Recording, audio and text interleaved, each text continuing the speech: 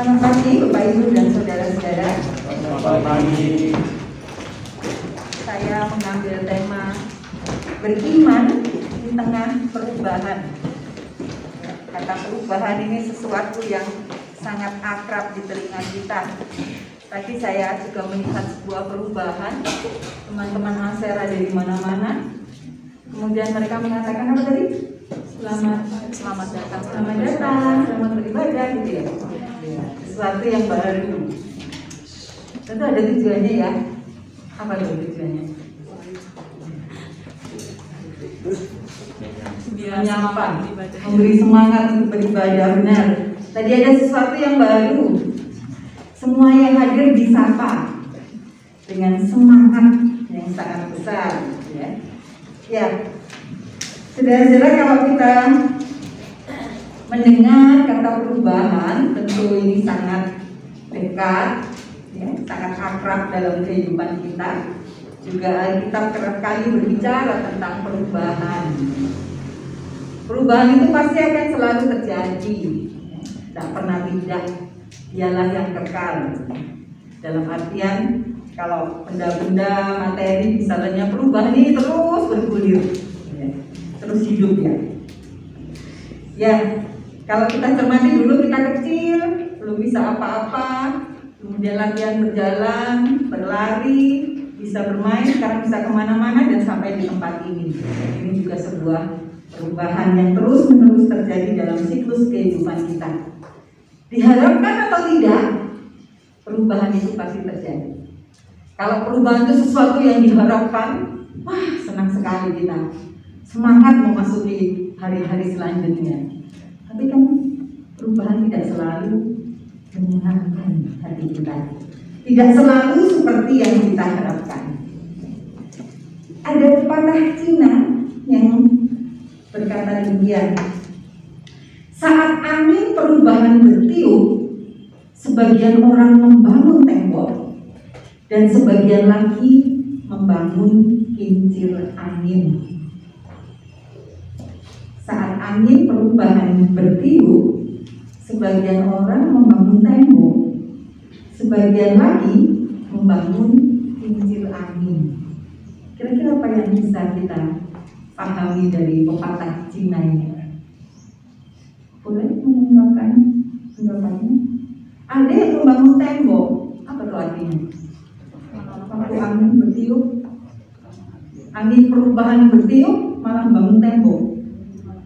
Supaya apa? Menolak perubahan. Aman, menolak. Supaya anginnya nggak masuk, angin perubahan itu tidak masuk dalam kehidupan. Ditolak dengan membangun tembok. Tetapi sebagian lagi justru membangun kincir angin. Apa ya?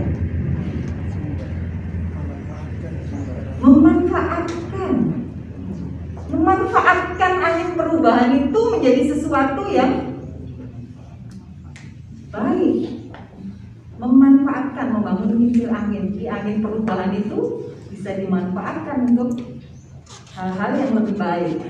Ya, itu pepatah Cina. Dan masih banyak lagi kalimat-kalimat bijak seputar perubahan.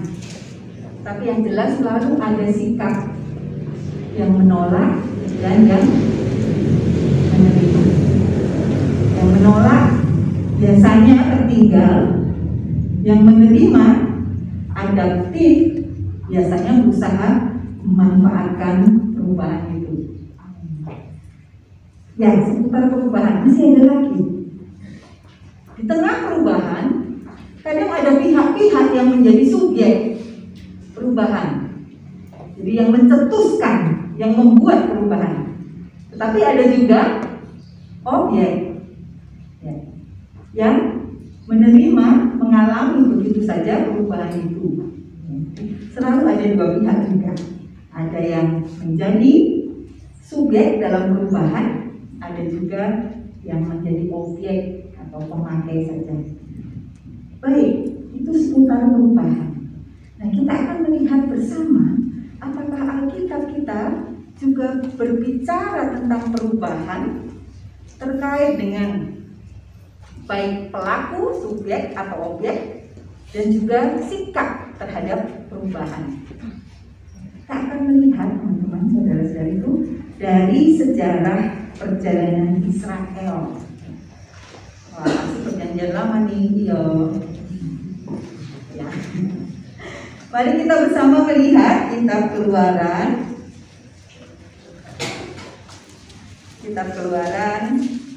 pasal 3. Memang ada banyak bagian, tapi kita akan membaca beberapa hal saja, tidak seluruh bagian. Kalau seluruh bagian jadi kuliah deh, mungkin PL. Baik, mari kita lihat Keluaran 3 ayat 9 sampai 11. Keluaran 3 ayat 9 sampai 11. Saya mengajak saudara-saudari untuk membaca bersama-sama. Keluaran 3 ayat 9 sampai 11. 1, 2, 3. Sekarang semua orang Israel telah sampai kepadaku. Juga telah kulihat betapa kerasnya orang Mesir menindas mereka. Jadi sekarang, lihatlah, aku mengutus engkau kepada Firaun untuk membawa orang Israel keluar dari Mesir. Tetapi Musa berkata kepada Allah, siapakah aku ini? Maka aku akan kepada Firaun dan membawa orang Israel keluar dari Mesir. Baik, selanjutnya kita baca ayat 13. 1, 2, 3. Lalu Musa berkata kepada Allah, tetapi apabila aku mendapatkan orang Israel dan berkata kepada mereka, Allah nenek moyangmu telah mengutus aku kepadamu, dan mereka bertanya kepadaku, bagaimana nama-namanya? Apa yang harus dijawab kepada mereka? Baik, kita lanjut lagi Keluaran 4 ayat 1, ayat 10 dan 13. Keluaran 4 ayat 1, kita baca bersama-sama. 1, 2, 3. Lalu sahut Musa, bagaimana jika mereka tidak percaya kepadaku dan tidak mendengar perkataanku, melainkan berkata, Tuhan tidak menampakkan diri kepadamu. Ayat 10, mari kita baca. Lalu kata Musa kepada Tuhan, Tuhan, aku ini yang ada bicara. Dahulu tidak dan sejak engkau berfirman kepada hamba-Mu tidak, sebab aku berat mulut dan berat telinga. Ayat 13 kita baca. Tetapi Musa berkata, Tuhan, utuslah kiranya siapa saja yang patut Kau utus. Ya, dari cerita ini kita kenal tokoh Musa, luar biasa, tokoh yang betul-betul memiliki pengaruh kuat dalam kehidupan sejarah Israel. Ya, Tuhan memanggil Musa.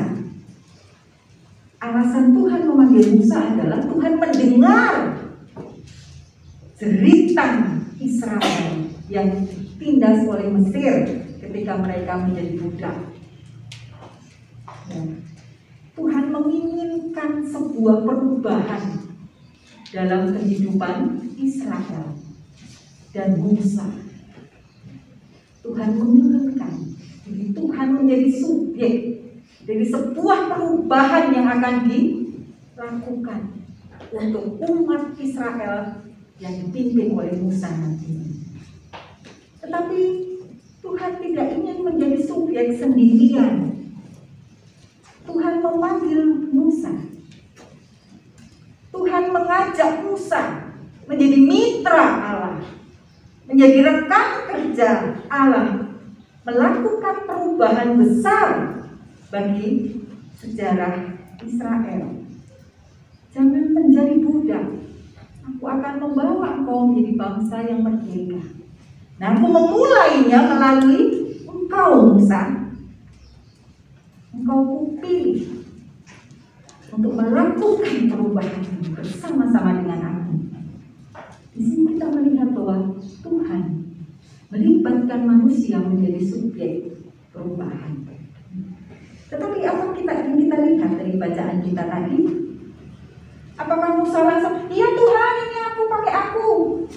Ini aku mau, aku siap. Reaksi Musa adalah menolak, membangun tembok. Wah, aku sudah cukup nyaman dengan kehidupanku sekarang. Kalau kita mengenal Musa, kecil, dibuang di air, diangkat oleh putri Mesir, disusui ibunya, dididik di kultur Mesir, budaya Mesir. Kemudian dia membela bangsanya dengan membunuh orang Mesir yang menganiaya sesamanya Israel. Dan kemudian apa yang terjadi? Ada yang mengetahuinya ketika dia melerai sesama orang Israel yang berkelahi. Mereka malah mengatakan, kamu mau bunuh kami juga, seperti yang kau lakukan kemarin ke orang Mesir. Apa yang dilakukan Musa? Dia lari ke Midian, membangun sebuah keluarga di sana. Sudah nyaman, punya 2 anak, sudah aman. Mau ngapain lagi Tuhan? Repot amat kalau aku harus kembali ke Mesir. Aku akan berhadapan dengan persoalan yang tidak selesai di masa lalu. Aku lari setelah membunuh orang lain. Tidak. Jangan aku Tuhan. Aku punya banyak kelemahan. Nanti aku mesti ngomong apa? Aku harus berbuat apa? Mengganggu zona nyaman. Aku tidak mau berubah. Aku tidak mau ikut serta dalam program perubahan yang Tuhan rencanakan. Ya, berbagai dalih dikatakan oleh Musa untuk menolak panggilan menjadi subjek perubahan. Dan kita juga melihat Israel. Mari kita lihat Keluaran 15.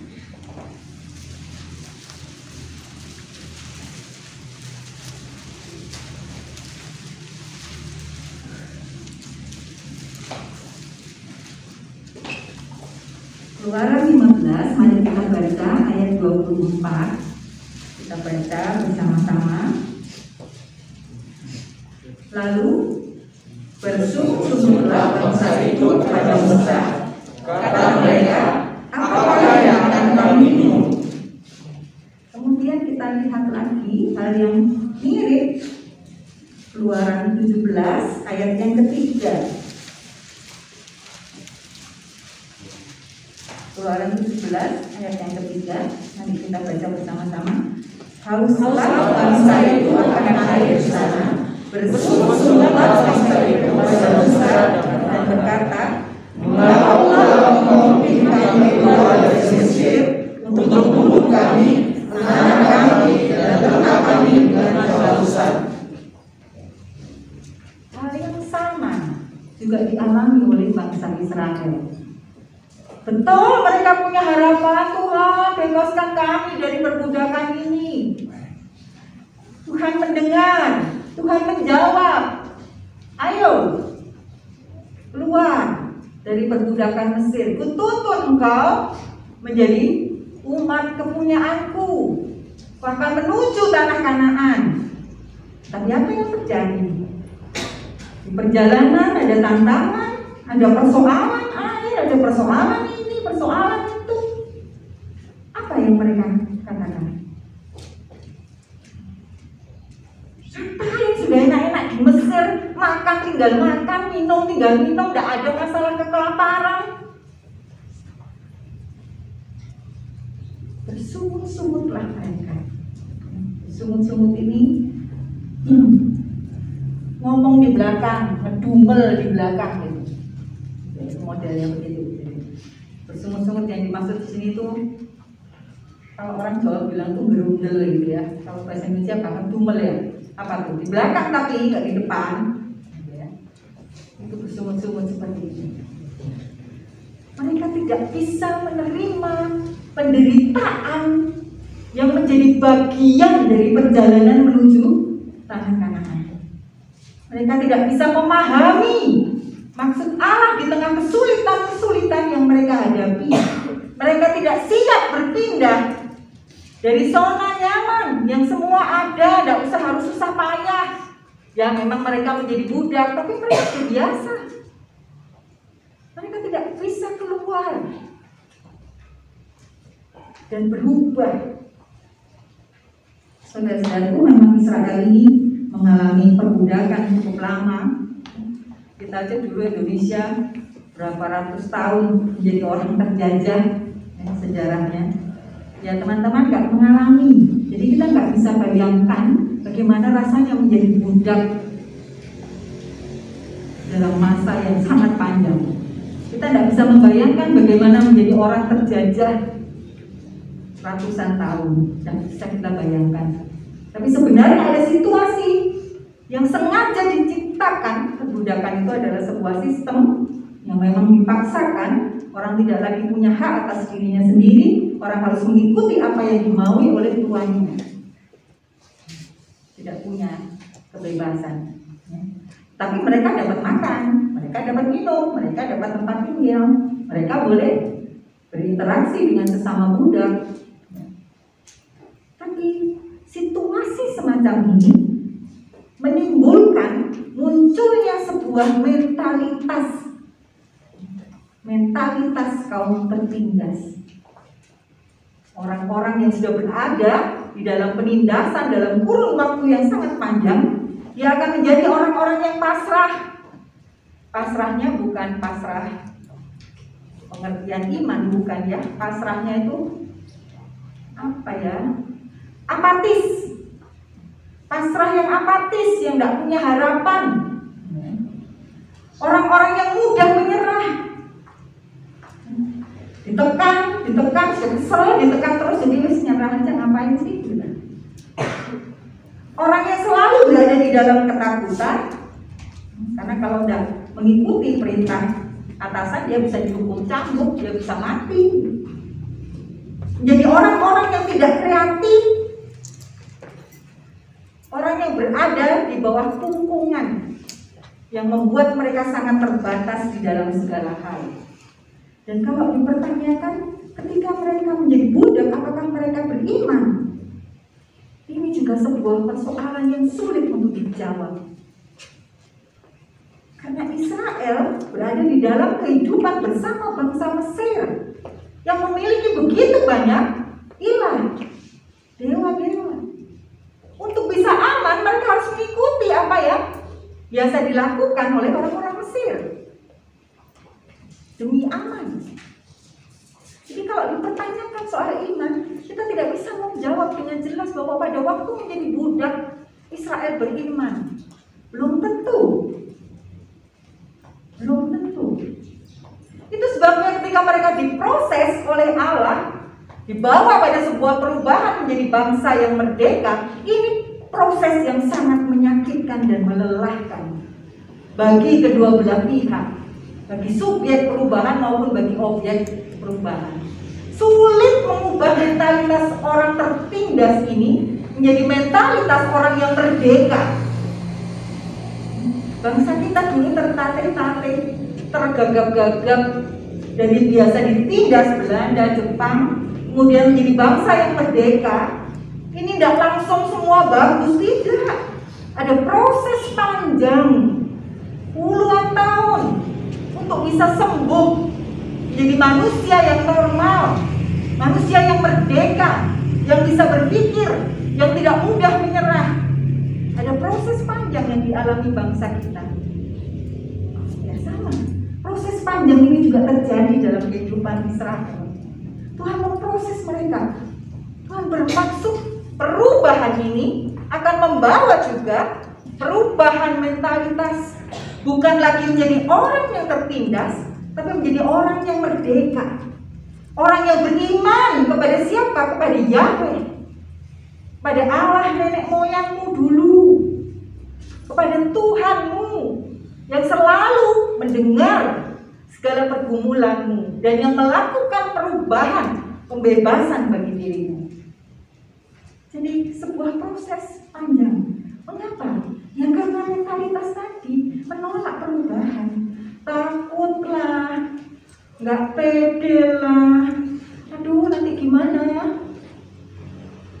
Aku nggak bisa begini, nggak bisa begitu. Harus bagaimana? Ya, perubahan itu kita melihat dari kesaksian orang-orang Israel ini menimbulkan rasa takut, menimbulkan rasa tidak nyaman, sehingga lebih baik kembali saja ke masa lalu, kembali saja ke masa lalu. Ya, teman-teman, ketika saya melayani di DKJW, karena kami itu dipindah-pindah, artinya 5 sampai 10 tahun di jemaat A, setelah itu kami harus ke jemaat B, dan itu bisa sangat berjauhan dan berbeda karakteristik jemaatnya. Jadi 5 tahun itu mesti ada kegelisahan. Waduh, habis ini dipindahin kemana ya? Waduh, bagaimana di sana nanti? Ketidakpastian itu membayang, ya.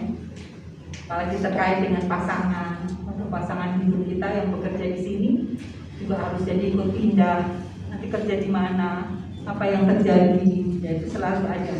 Ya, kami pun juga begitu. Dari Bangkalan, masuk Bangkalan aja kami sudah bingung. Aduh, suamiku kerja di mana? Di Bangkalan ini, ya. Sampai di Bangkalan 5 tahun melayani, dipindah lagi. Ya, ya Allah, ini anak-anak waktunya sekolah. Bingung lagi, berhadapan dengan perubahan, begitu terus berhadapan dengan ketidakpastian, situasi yang tidak jelas, ketakutan, kegelisahan, itu pasti ada. Mungkin teman-teman yang tingkat 1 sebelum berangkat ke sini ada kegelisahan nggak ya? Ini nanti gimana ya di sono?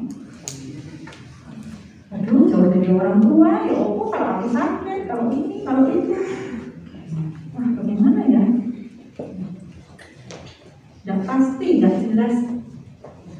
Karena kita tidak tahu persis apa yang ada di depan kita. Ada kegelisahan. Dan mau tidak mau kita sampai di sini, kita harus mengikuti apa yang ada di sini yang mungkin sangat berbeda dengan di rumah kalau sama bapak ibu. Di sana ada persoalan, ada ketidaknyamanan, ada penderitaan, ada. Itu berbeda dengan yang terjadi di sini, situasi yang baru, kultur yang baru, dan semua yang baru yang mungkin kita nggak pernah pikirkan, meskipun mungkin pernah dengar tuh cerita dari alumnus. Setelah kita sampai di sini, wah, lebih seru ya. Wah. Apa kemudian kita akan mengatakan, aku pulang aja deh? Enggak nyaman di sini. Nggak bisa, aku suruh belajar terus sampai kan aku baca buku, nggak ngerti lagi. Ya aku pulang aja lah. Tugas lagi, suruh belajar bahasa Ibrani, bahasa Yunani, apa-apaan ini? Bahasa Inggris saja nggak ngerti. Apalagi bahasa Ibrani, bahasa Yunani, oh my god. Pulang aja lah. Ngapain? Repot amin untuk mengenal Tuhan aja. Padahal perasaan waktu dari rumah tuh, wah semangatnya udah kayak apa ya? Aku akan mengenal Tuhan lebih dalam. Sampai di sini capek deh. Berarti kayaknya. Kan kita berhadapan dengan ketidakpastian. Perubahan di sini, waduh, begini nggak boleh, begitu nggak boleh. Keluar itu nggak boleh belanja, harus nunggu hari Sabtu, pentingnya hari Rabu. Aku loh mulai seneng sama itu. Nggak boleh pacaran, masih tingkat 1. Ada banyak aturan yang membuat tidak nyaman, tidak bebas, tidak merdeka.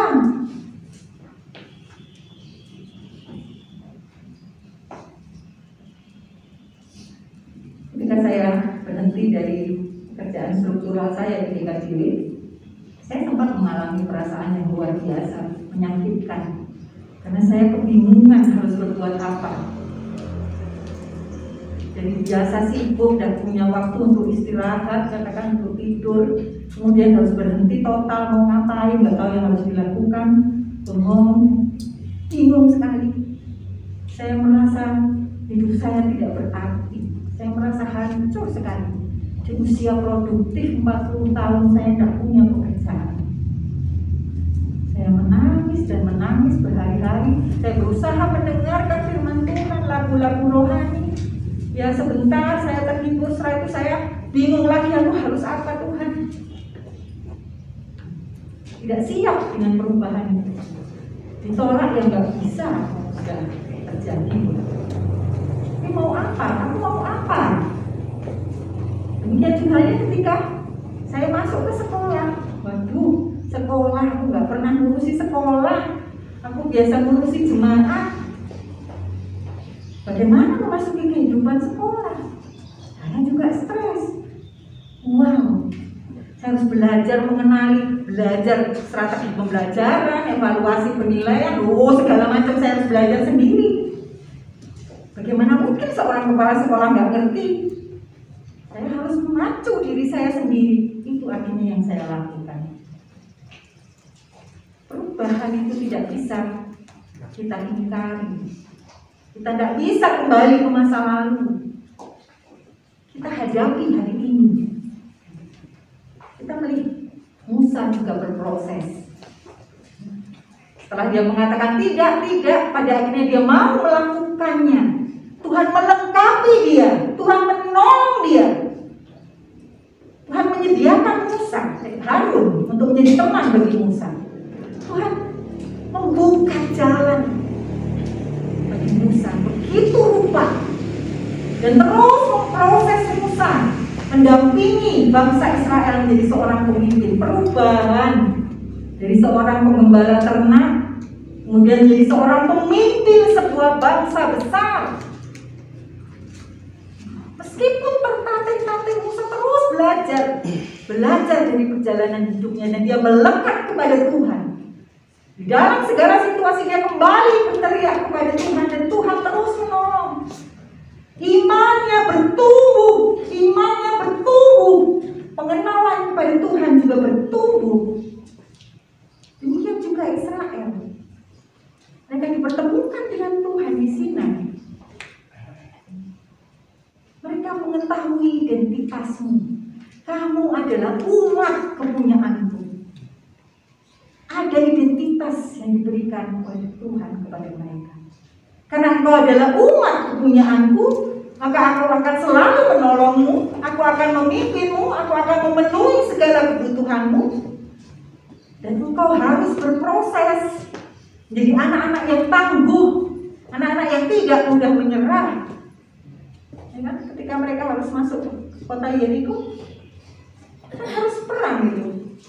Katakan menghadapi penduduk-penduduk yang ada di Kanaan, mereka harus mendapatkan tanah itu. Mereka juga melewati peperangan demi peperangan, dari budak suruh bertempur. Pikir, ya kan? Budak tidak belajar bertempur, mereka harus bertempur. Dari orang yang hanya pasrah pada atasannya, menjadi orang yang tangguh, harus berpikir kreatif, bagaimana menciptakan strategi perang supaya mereka bisa menguasai Kanaan. Karena tanah perjanjian itu bukan tanah kosong, tapi sudah ada penduduk di sana yang juga mempertahankan dirinya untuk hidup. Jadi ada perjuangan yang harus dilakukan, perjuangan yang luar biasa, karena mengubah seluruh kebiasaan hidup mental mereka, bahkan mengasah iman mereka yang tadinya nggak terlalu yakin dengan Allah. Ini Allah yang mana? Pokoknya katanya Allah Bapak leluhur, Allah Bapak-bapakku dulu. Tapi yang seperti apa? Aku sendiri tidak pernah berjumpa secara pribadi. Dalam perjalanan inilah mereka berjumpa dengan Allah. Allah sang pembebas. Imannya bertumbuh. mereka jatuh bangun, tapi proses terus bergulir. Dan pada akhirnya mereka bisa memasuki tanah Kanaan. Wah, perjalanan panjang. Tapi disitulah kita melihat bagaimana sikap terhadap perubahan. Perubahan bukan sesuatu yang selalu harus ditakuti. Perubahan itu akan pasti terjadi. Kita perlu beradaptasi terhadap perubahan itu. Beradaptasi, kemudian berproses, berkembang secara iman, berkembang juga dalam seluruh potensi diri, sehingga proses itu akan betul-betul menghasilkan orang-orang yang tangguh, orang-orang yang militan, orang-orang yang bisa menyatakan kebenaran dan kasih Tuhan dimanapun dia berada, karena itulah identitasnya. Jadi teman-teman, di sini sebuah proses perubahan itu terjadi. Maaf kalau teman-teman dipaksa membaca Alkitab, bukan berarti ini kerja paksa, bukan. Ini sebuah proses penemuanmu tentang Allahmu. Ini adalah proses pertumbuhan imanmu. Karena bagaimana kita bisa berbicara tentang Alkitab, berbicara tentang Tuhan kalau kita tidak pernah membaca Alkitab? Tugas-tugas apapun dalam perkuliahan ini menolong kamu untuk bisa mengenal, semakin mengenal, semakin dalam untuk mencintai, semakin akrab dengan Tuhanmu. Bahwa Tuhan itu bukan hanya yang memberi apa yang kamu minta, tapi Tuhan itu juga menugaskan kamu untuk menjadi subjek dalam perubahan ini, bukan hanya menjadi objek. Mulai tahun berapa ya game itu ngetren banget ya? Game terus ada banyak game yang ditawarkan ya. Ya semenjak teknologi berkembang pesat ini, apalagi di tengah pandemi, ini tambah. Nge-game gak ada habisnya. Apa salah nge-game? Gak salah nge-game, karena manusia perlu refreshing. Itu juga hasil kemajuan teknologi yang kita nikmati, betul. Tapi ketika kita kehilangan fokus, kehilangan pemahaman tentang jati dirimu, maka kamu tidak bisa mengendalikan dirimu terhadap game, sehingga seluruh waktumu hanya waktu yang harusnya untuk bersaat teduh, waktu saat belajar, semua dikurangi, semua porsi yang ditambah game. Ini orang yang lupa tentang jati diri. Ini orang yang menjadi objek dari sebuah perubahan. Tanpa sikap kritis, terhanyutlah dia ke sana. Segala sesuatu kemajuan yang terjadi saat ini, sesuatu yang patut disyukuri, betul, tapi juga harus diwaspadai. Supaya apa? Kita bisa memanfaatkan kemajuan itu secara kreatif.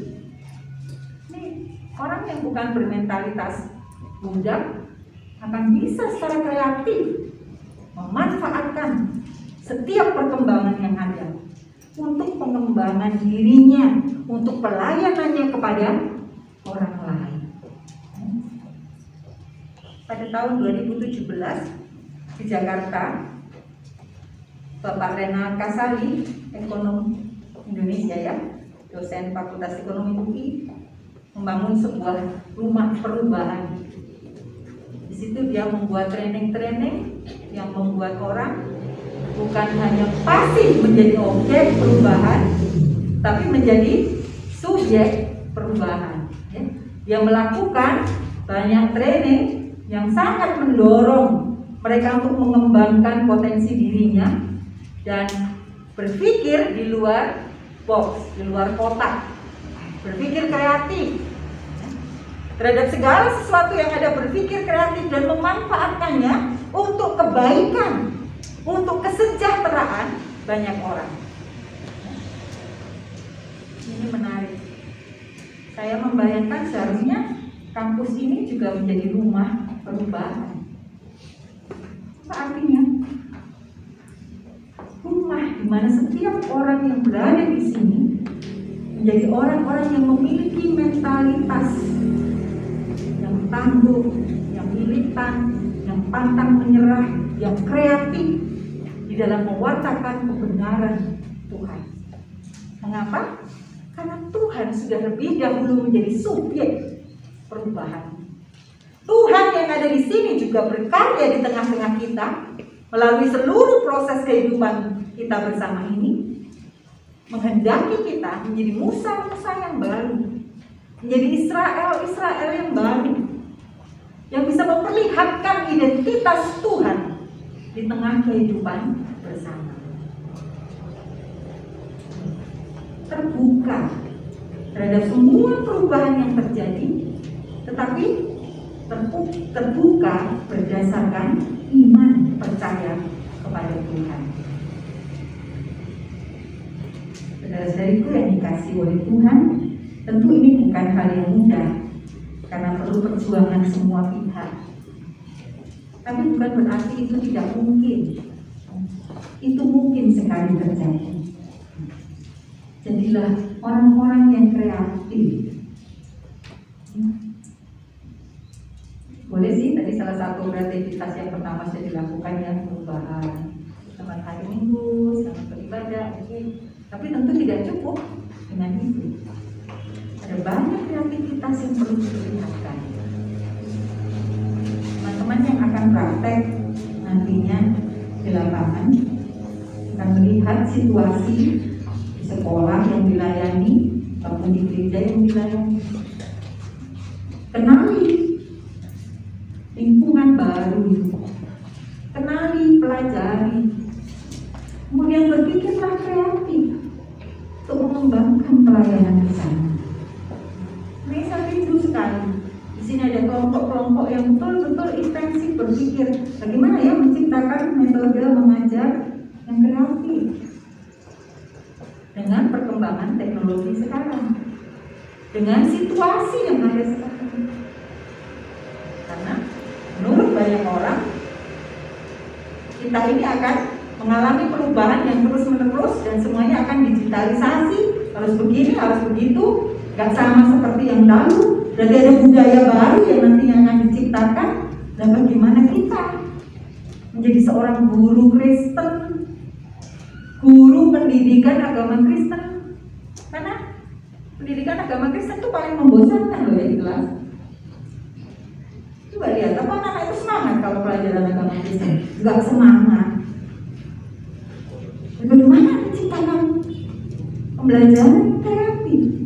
Itu menjadi PR kita yang sekarang ada di rumah perubahan ini. Bagaimana mencari pilihan-pilihan, menciptakan. Tuhan kita loh kreatifnya luar biasa. Kenapa kita tidak belajar, kita dilibatkan oleh Tuhan menjadi subjek sebuah perubahan? Demikian juga pelayanan-pelayanan di gereja. Bagaimana agar komsel ini bertumbuh? Gak hanya segitu aja jumlahnya. Bagaimana caranya? Perlu pikiran-pikiran yang kreatif, positif, membangun supaya nama Tuhan ini loh dikenal tidak hanya di lingkungan komsel. Bagaimana terus bertumbuh, meningkatkan. Ada banyak hal yang kita bisa lakukan. Setiap orang yang beriman, yang fokus dan mempercayakan diri kepada Tuhan yang diimani, maka dia akan menjadi orang-orang yang kreatif, yang tegar, yang pantang menyerah, yang memiliki nilai-nilai positif dan mengembangkan dirinya begitu rupa. Kalau soal penderitaan teman-teman, di sepanjang hidup penderitaan itu adalah bagian dari hidup. Tidak usah mencari tempat yang tidak ada penderitaan. Itu omong kosong. Penderitaan adalah bagian dari hidup. Lihat Israel ini loh. Menderita, perjalanan di padang gurun itu sulit. Ya itu bagian dari hidup. Jadi jangan menolak penderitaan, karena itu tidak mungkin. Tuhan bisa memakai penderitaan itu untuk menunjukkan hal-hal yang Tuhan mau. Jadi terima saja, jalani dan cari solusi-solusi yang kreatif untuk menyelesaikan penderitaan itu. Karena Tuhan itu menolong. Sesuai dengan apa yang dikatakan, Tuhan akan menolong. Jadi di setiap perubahan, jadikan perubahan itu sebagai sebuah kesempatan untuk memunculkan versi terbaik dari dirimu, sehingga Tuhan bersinar di dalammu. Jadilah versi terbaik dari dirimu.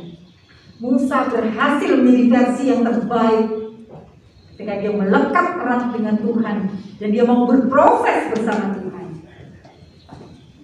Israel pun bisa menjadi versi yang terbaik, dan saya yakin kita bisa menjadi versi yang terbaik karena Allah sama, Tuhannya sama.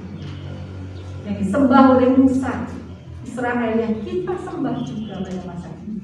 Allah yang tidak berubah dalam hal kasih setia dan rencana indahnya atas kehidupan kita setiap pribadi.